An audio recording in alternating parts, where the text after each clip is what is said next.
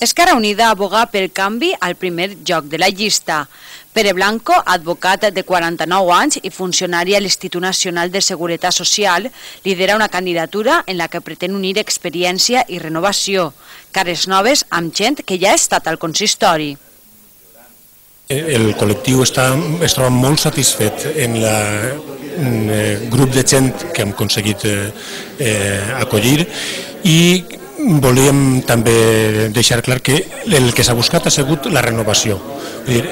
S'ha canviat de candidat, ha entrat gent que no ha estat en un 40% mai en cap llista i, per altra banda, mantenint aquesta renovació, també s'ha buscat l'experiència que se té, seguir aprofitant-la. Per això, en segon lloc, ve Asensio, que ara està com a regidor, en quart lloc està Víctor, que ha sigut regidor fa 2 legislatures, i fins i tot ve també Emili, que també ha sigut regidor en la primera legislatura democràtica. Però no només això, per supost que té la paritat, que no la tenim perquè la llei mos la marca, sinó que l'han tinguda sempre en Esquerra Unida, i també gent jove, i en definitiva un grup cohesionat. La gent d'Esquerra Unida es mostra il·lusionada davant els comicis del 27 de maig.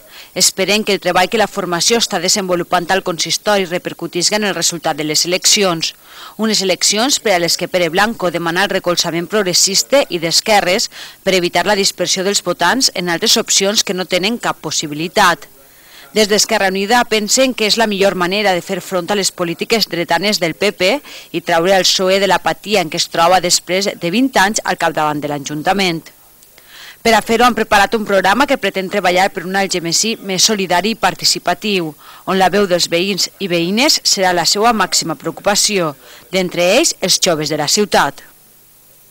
Els joves en Esquerra Unida estem apostant per alternatives d'oci nocturn, no volem a sols que estiga la nit en els pubs, creguem en altres possibilitats i també creguem en el descans de la gent que viu en aquestes zones que estan castigades molt acústicament.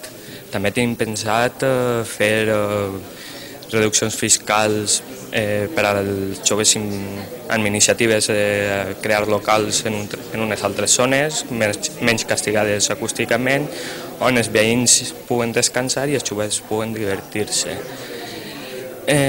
També tenim previst un increment de les vivendes VPO, al igual que també tinguem interès en incentivar un mercat d'alquiler per a joves per ajudar a l'emancipació.